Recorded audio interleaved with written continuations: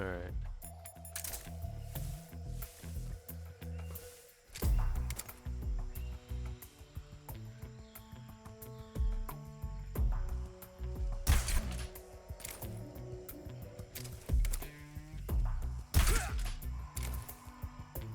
What's wrong?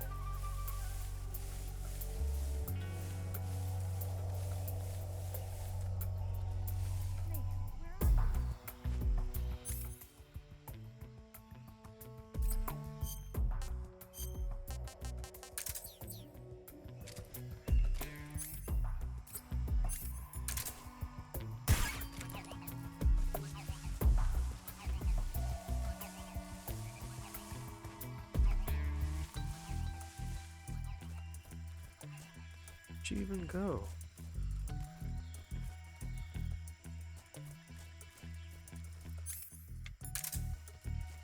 Snake. Eva, like, get the fuck over here. Come on. Yep. Ain't got all day.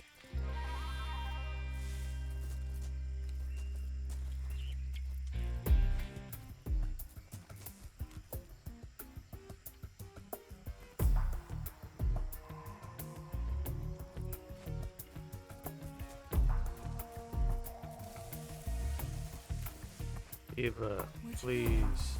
Where'd you Right. go? Oh my god.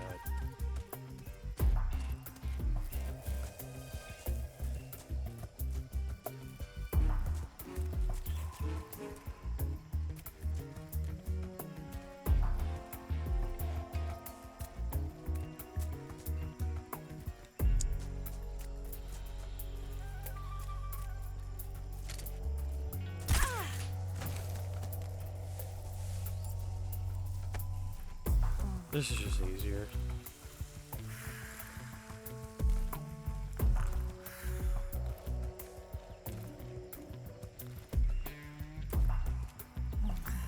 Yeah, right there. The snake. It's so good. Shit.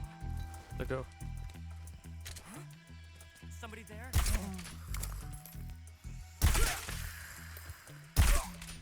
He had the film.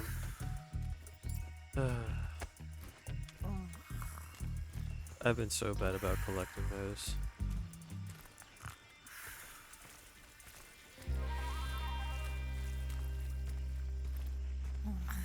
Yeah, right there. The snake. It's so good. Yeah, you dragging your fucking head across the ground, that feels great. Yeah, right there. Oh, boss. It's so good. The fuck?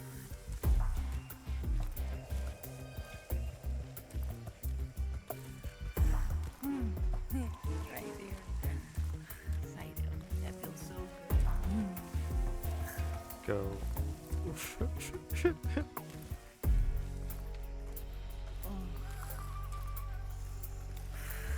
She enjoys her dog's company a little too much there.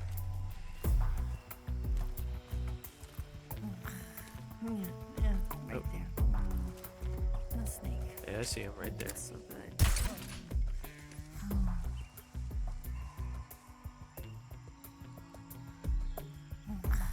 Yeah, yeah, right there. You're your friend. The snake. That feels so good. Just my imagination. Yeah, yeah, right there. Oh, boss, that feels so good. What's wrong? Uh-huh. Right there. Exciting. That feels so good.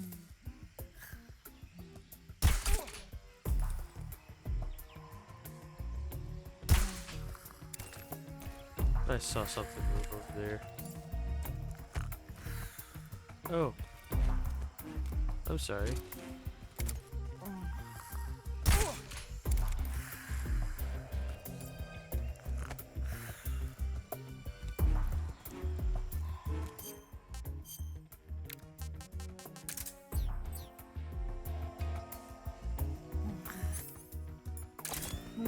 Yeah, right there. The snake. That feels so good.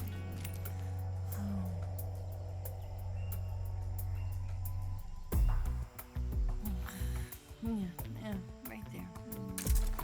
The snake. That feels so good.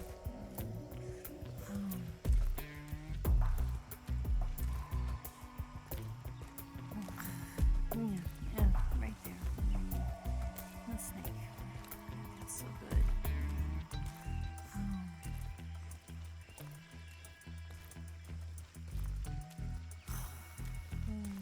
Yeah, yeah, right there. Oh, boss, that feels so good.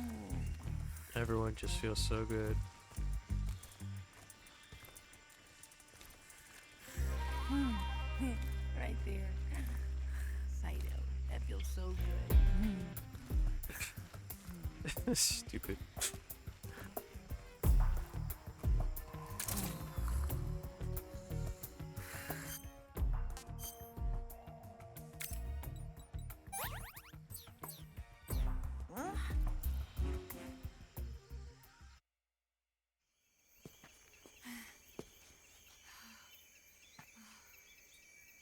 Sneaky.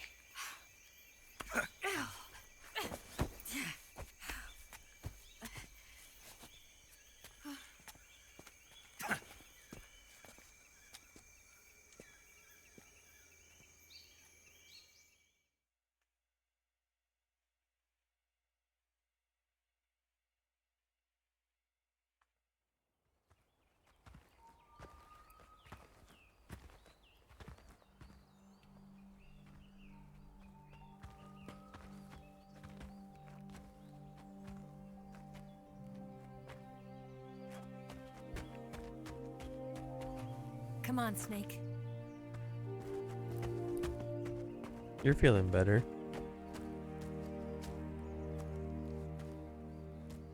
We made it. We made it. Over there.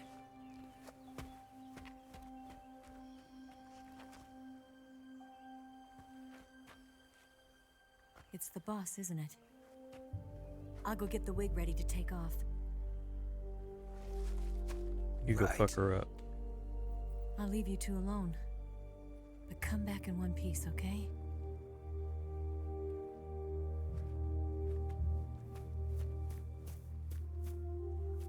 Promise me!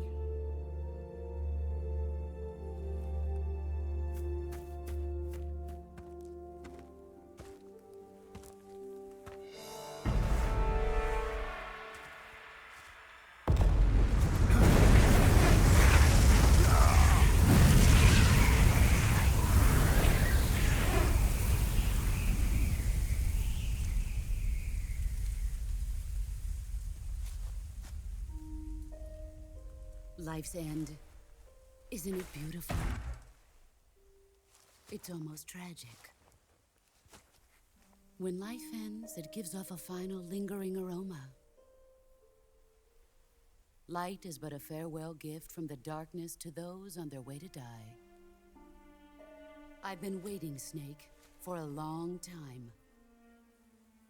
Waiting for your birth, your growth, and the finality of today. Boss. Why are you doing this? Why? To make the world one again. The world used to be whole. But with the end of the Second World War, the philosophers began to fight amongst themselves, and the world was torn apart. The Cobras, my comrades who trained and fought alongside me, were torn apart as well. The foibles of politics and the march of time can turn friends into enemies just as easily as the wind changes. Ridiculous, isn't it? Yesterday's ally becomes today's opposition. And this Cold War? Think back. When I was leading the Cobras, America and Russia were fighting together. Now, consider whether America and Russia will still be enemies in the 21st century. Somehow I doubt it. Enemies change along with the times, the flow of the ages, and we soldiers are forced to play along. I didn't raise you and shape you into the man you are today just so we could face each other in battle. A soldier's skills aren't meant to be used to hurt friends. So then what is an enemy? Is there such a thing as an absolute timeless enemy? There is no such thing, and never has been. And the reason is that our enemies are human beings like us. They can only be our enemies in relative terms. The world must be made whole again. The philosophers must be reunited. I will devote my skills to that purpose. And with the Colonel's money, I will achieve that end. Just as I once created the Cobras. They are my family. I may no longer be able to bear children, but I still have a family. It was November 1st, 1951. I was in the Nevada desert participating in atomic testing. The name Nevada is derived from Spanish, covered in snow, white as snow. And snow is exactly what I saw in that Nevada desert. It froze my blood white.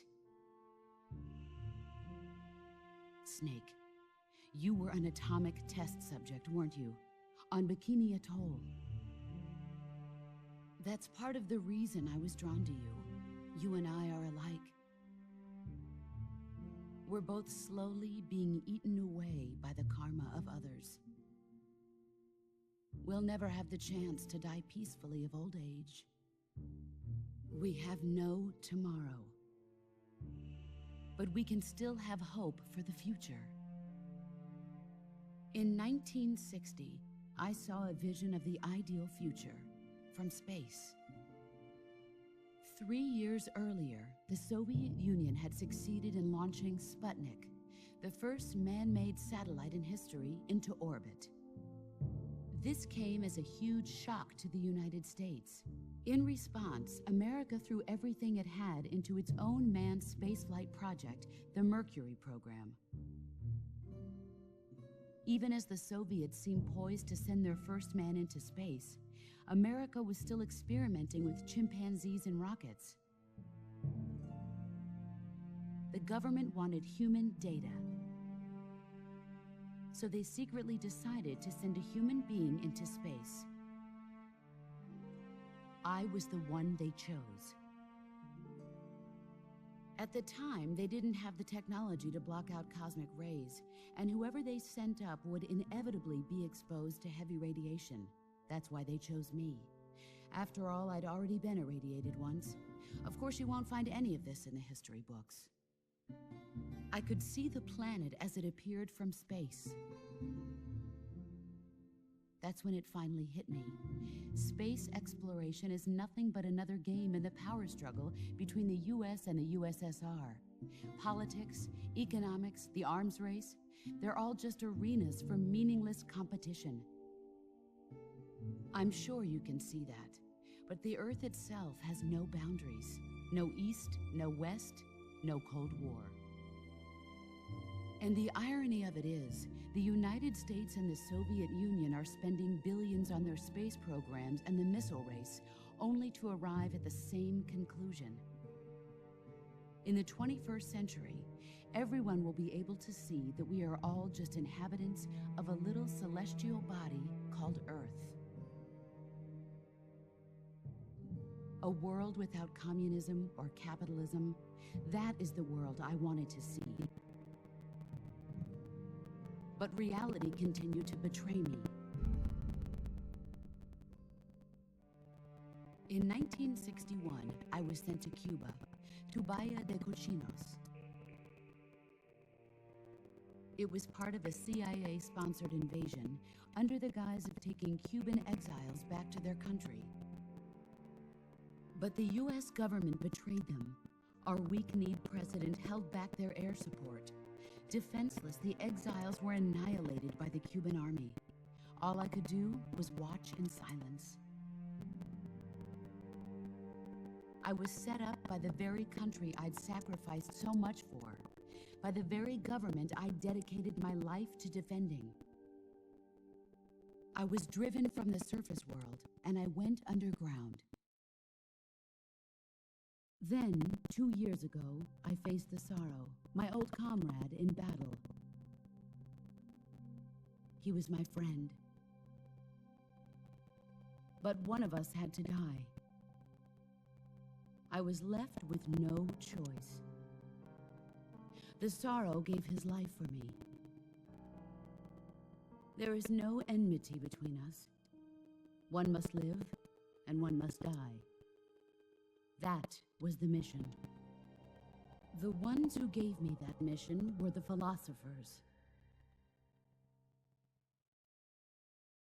Early in the 20th century, the true holders of power in the United States, the Republic of China, and the newly formed Soviet Union gathered together in a secret meeting that would later be known as the Wise Men's Committee. The secret pact they formed there marked the beginning of the philosophers. But the last of the original members died in the 1930s. After that, the organization began to run out of control, and the Wise Men's Committee degenerated into a mere shell of its former self. The philosophers of today have no sense of good or evil. Their influence extends to countries and organizations involved in every aspect of every war. They have become war itself. That's how they operate. The sacrifices of war cause a shift in the times. This shift leads to renewed conflict, and in turn triggers the next war. Like a nuclear chain reaction, each conflict sparks countless others, forming an endless spiral that will continue on for eternity. Do you understand what I'm saying, Snake? By consuming me and you, the philosophers intend to keep that cycle going forever. It was my father who explained all of this to me. He was one of them. You see, I am the last remaining child of the philosophers. But after he revealed the truth, my father was killed by that same shapeless, formless organization. And my father isn't the only thing the philosophers have taken from me. In June of 1944, the Cobras and I took part in the landing at Normandy. We'd been given a top-secret mission to locate and destroy enemy V-2 rocket installations. I was pregnant at the time. The sorrow was the father. I gave birth on the field of battle. A beautiful baby boy. But my child was snatched away from me by the philosophers.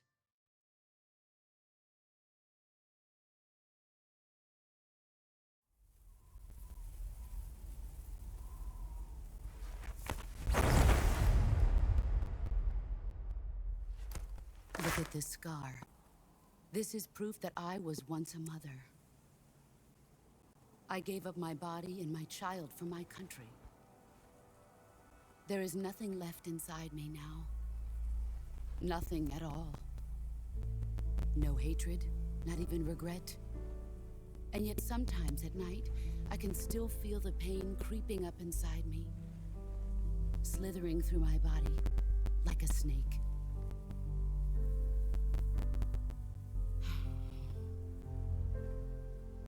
I've never talked this much about myself before. Thanks. Thanks for listening to me.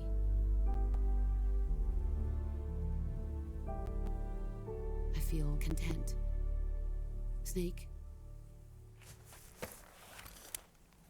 commence the operation. I raised you. I loved you.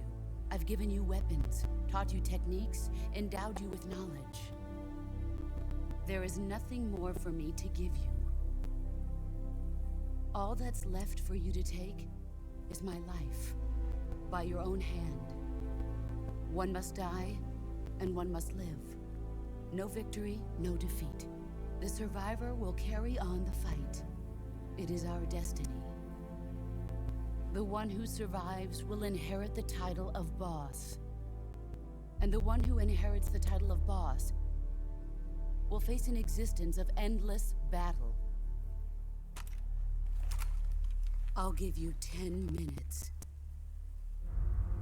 In 10 minutes, MiGs will come and bomb the hell out of this place. If you can beat me in less than 10 minutes, you'll be able to escape in time. Let's make this the greatest 10 minutes of our lives, Jack. Boss. You're a soldier. Finish your mission. Prove your loyalty. Face me. Ah, shit. Come.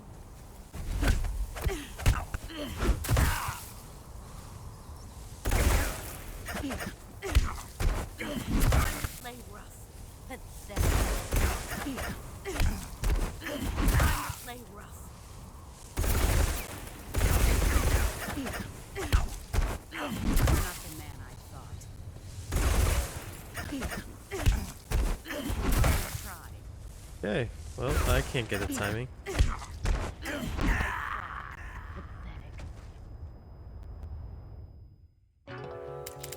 Cool.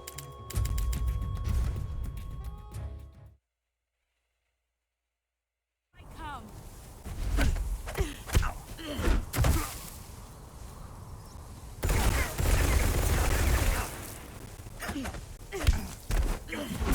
Play rough.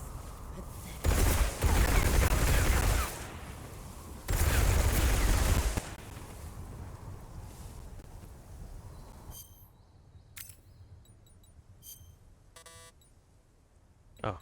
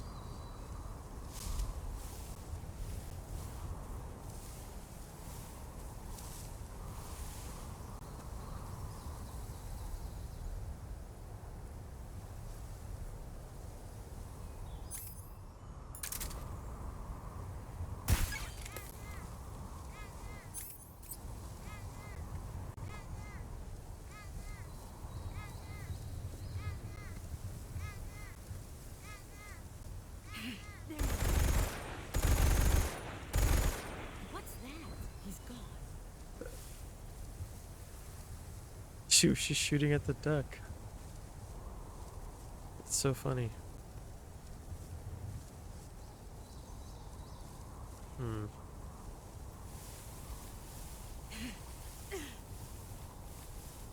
are you?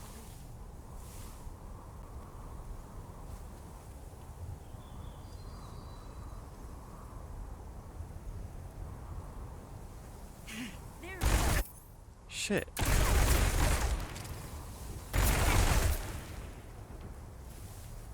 There's no way I'm CQCing this only.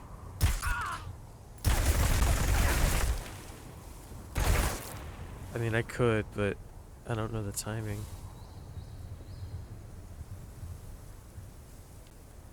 They changed it.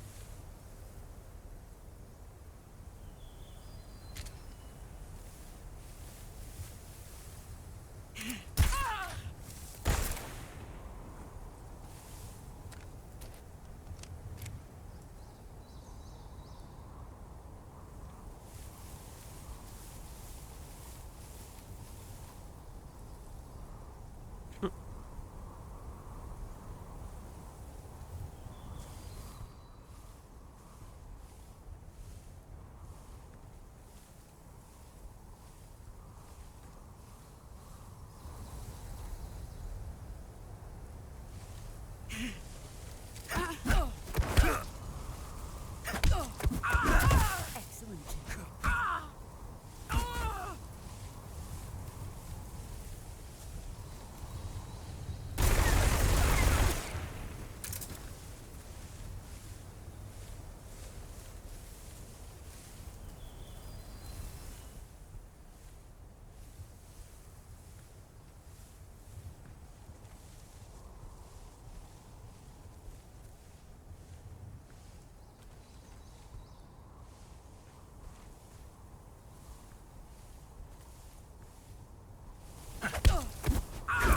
You're better than Yeah, you can actually sneak up on her. That's crazy. Kind of like that.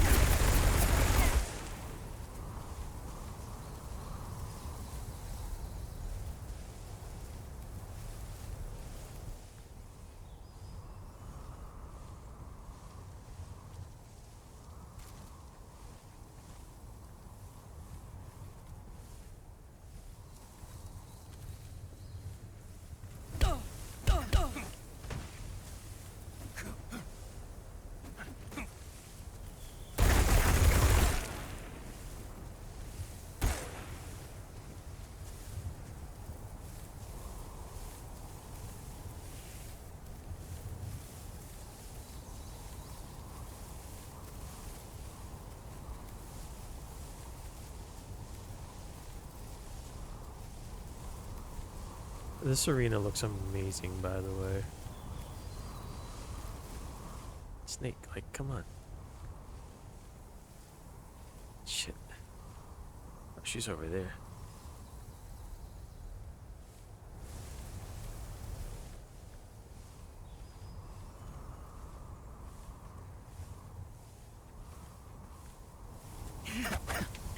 Shit.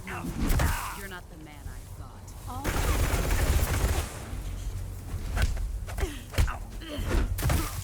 The hell? Fuck me.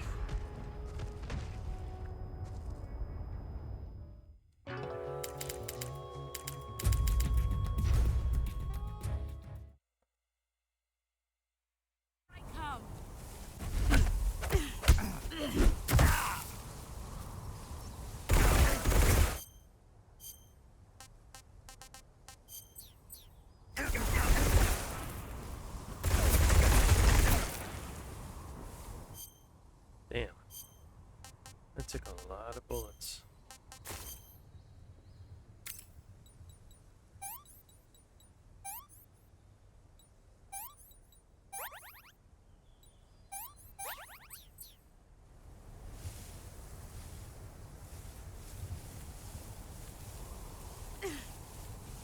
Here I come.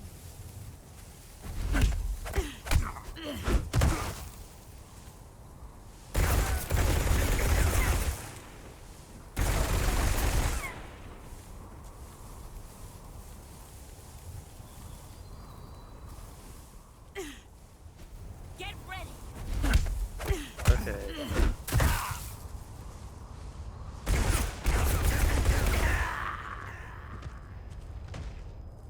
Well, I gotta figure this trick out.